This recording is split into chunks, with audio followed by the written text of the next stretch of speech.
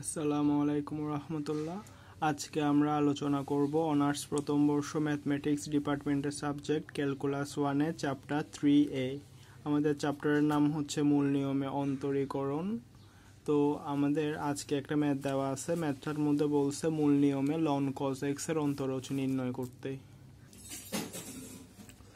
তো আমরা যদি এখানে মূল নিয়মে লন কজ এক্স এর অন্তরজ নির্ণয় করি, ম্যাথগুলো করার নিয়ম হচ্ছে আমরা প্রথমে দিব সলিউশন দেওয়ার পরে প্রশ্ন যেটা দেওয়া আছে ওটাকে আমরা এফ অফ এক্স ধরে নিব।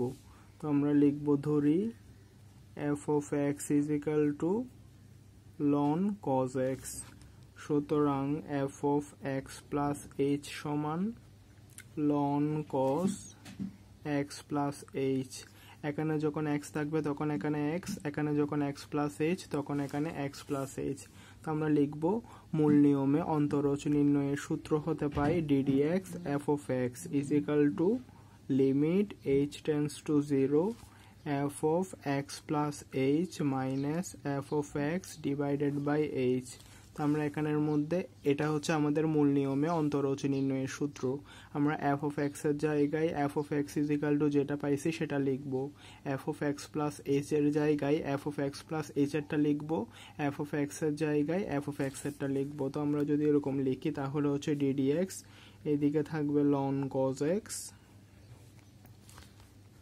লিমিট h টেন্স টু 0, এটা যেমন আছে তেমন থাকবে। আর এখানে f of x plus h এর জায়গায় লিখব ln cos x plus h, আর এখানের মধ্যে f of x এর জায়গায় লিখব ln cos x। নিচে h আছে, আমরা h দিব, এটাকে আমরা 1 নাম্বার সমীকরণ দিব। তারপর এখন আমরা আরেকবার ধরে নিব, আমরা লিখব ধরি আমাদের এদিকে cos x আছে, ওজন্য আমরা লিখব ধরি cos x is equal to z। সুতরাং cos x plus h সমান z plus k।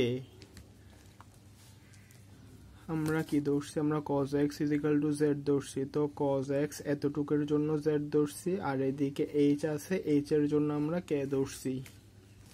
তা আমরা যদি এখান থেকে k এর মানটা বের করি তাহলে হচ্ছে cos x plus h minus z is equal to k।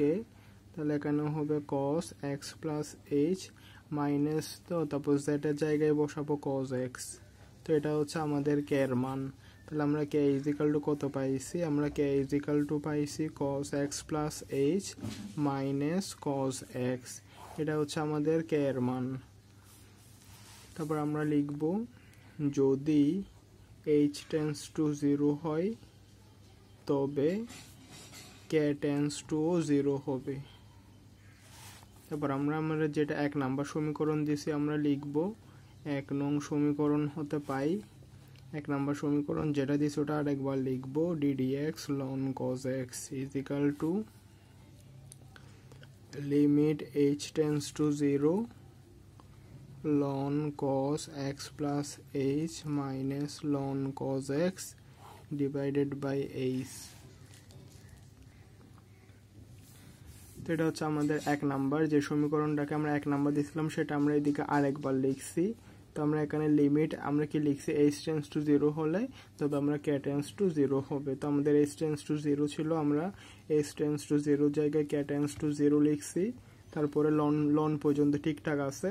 আমরা cos x plus h is equal to z plus k ধরছিলাম। তো আমরা cos x plus h এর জায়গায় z plus k লিখব, মাইনাস লনটা লনের মতো থাকবে। cos x is equal to z ধরছিলাম, আমরা cos x is equal to z ধরছি, তো আমরা cos x এর জায়গায় z লিখব।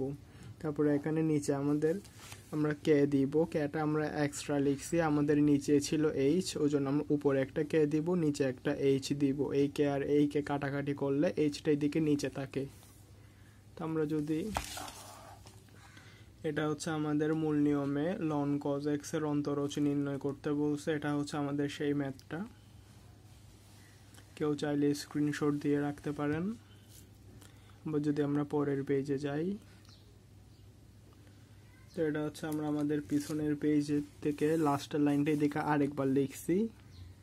তো আমরা লিখব লিমিট k tends to 0। আমরা জানি লনের ক্ষেত্রে গুণ থাকলে যোগ থাকলে তখন গুণ হয়, বিয়োগ থাকলে ভাগ হয়। তো আমরা এখানে যেটা বিয়োগ আছে ওই জন্য এটাকে আমরা ভাগ আকারে লিখব। নিচে কে আছে আমরা কে দিব। এটা হচ্ছে আমাদের পিছনের পেজ থেকে আমরা কে এর মান পাইছিলাম, আমরা কে ইজিক্যাল টু পাইছিলাম cos x plus H minus cos x। তো আমরা কে এর জায়গায় ওই মানটা বসাই দিব। কে এর জায়গায় কি বসাবো, আমরা কে এর জায়গায় বসাবো, এদিকে আমরা লিমিট দিব, লিমিট h টেন্ডস টু 0 দিব। তো এখানে কে এর মান কত, কে এর মান হচ্ছে cos x plus H minus cos x, নিচে আমাদের h আছে, আমরা h দিব। আমরা এখানে লনের কোন সূত্রটা ইউজ করছি, আমরা জানি লনের ক্ষেত্রে যোগ থাকলে গুণ হয়, বিয়োগ থাকলে ভাগ হয়। আমরা জানতাম লন এ প্লাস লন বি হলে আমরা লন একটা নিয়ে আমরা লন এ বি লিখতাম। ঠিক সেরকম করে এটা গেছে আমাদের যোগের ক্ষেত্রে, আর আমরা বিয়োগের ক্ষেত্রে কি করতাম, লন এ মাইনাস লন বি হলে আমরা বিয়োগের ক্ষেত্রে ভাগ করি, তাহলে এটা লন এ বাই বি হবে। আমরা কি দেখছি, আমরা দেখছি গুণের ক্ষেত্রে যোগ হয়, বিয়োগের ক্ষেত্রে ভাগ হয়। তো আমরা এখানে যেটা জেড আছে, জেডটাকে আমরা দুটোটার নিচে যদি আলাদা আলাদা করে দিয়ে দিই, লিমিট কে টেন্ডস টু 0, এটা যেমন আছে তেমন থাকবে। জেড কে জেড দ্বারা ভাগ করলে 1, কে কে জেড দ্বারা ভাগ করলে কে বাই জেড, আর নিচে একটা কে আছে। এটা হচ্ছে আমাদের, এটাকে সি ধরলে, এটাকে যদি আমরা ডি ধরি তাহলে হচ্ছে cos c minus cos d এর সূত্র। এতটুকু পর্যন্ত x প্লাস এইচকে যদি আমরা সি ধরি আর এক্সকে যদি আমরা ডি ধরি, তাহলে আমরা এখানে কোন সূত্রটা ইউজ করব, আমরা cos c minus cos d এর সূত্রটা ইউজ করব। তাহলে লিমিট h টেন্ডস টু 0, এটা যেমন আছে তেমন থাকবে। cos c minus cos d সমান কত, cos c minus cos d সমান 2 sin c plus d by 2 sin d minus c by 2।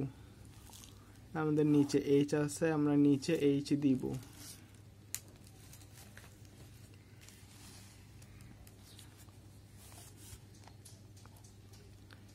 Limit K tends to 0, এখানে লন 1 প্লাস x এর একটা সূত্র আছে, এটাকে যদি আমরা x ধরি তাহলে সূত্রটা হচ্ছে x minus x square by 2 plus x cube by 3 minus x to the power 4 by 4।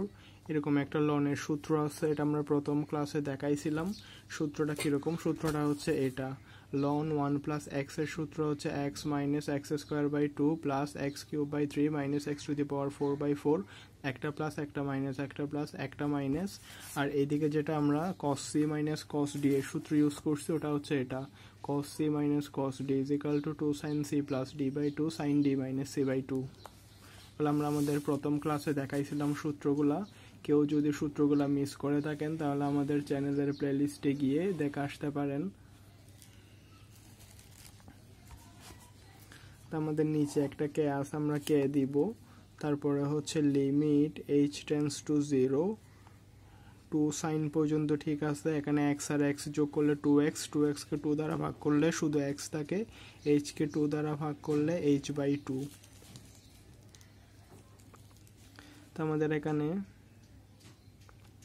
প্লাসের x আর মাইনাসের x যদি কাটাকাটি যায় তাহলে থাকে সাইন মাইনাস h বাই 2 থাকে, আর এদিকে নিচে h থাকে। আমরা কি দেখতেছি, আমাদের এখানে উপরে কে একটা কমন যাবে, তো আমরা উপর থেকে একটাকে কমন নিব। আমরা কি লিখবো, আমরা লিখবো লিমিট কে টেন্ডস টু 0, উপর থেকে যদি আমরা একটা কে কমন নিই তাহলে তাকে 1 by z minus k by 2z plus k square by 3z minus k cube by 4z plus এরকম করে করে যাবে। তারপর এখানের মধ্যে নিচে একটা কে আছে, তাহলে আমরা কি করছি, আমরা উপরের কে আর নিচের কে এখন বাদ দিয়ে দিছি। তাহলে আর এইদিকে আমরা যদি একটা সূত্র ফেলি তাহলে হচ্ছে লিমিট h টেন্ডস টু 0, আমরা 2 sin h বাই 2 নিব, নিচে হচ্ছে একটা h নিব। হ্যাঁ, আমরা হচ্ছে limit h tends to 0, 2 sin h by 2 এটা উপরে, আর নিচের এইচটা আমরা নিচে নিছি। তাহলে এখানে একটা মাইনাস আছে, এই মাইনাস ওয়ানটা আমরা এদিকে বাইরে রাখবো। তো আমরা এখানের মধ্যে লিমিট h টেন্ডস টু 0 নিছি, 2 sin h বাই 2 h ও নিছি। তা আমাদের শুধু লিমিট, আমরা জানি লিমিটটা এখানে গুণ আকারে আছে, ওই জন্য এটার সাথেও গুণ আকারে হবে, এটার সাথেও গুণ আকারে হবে।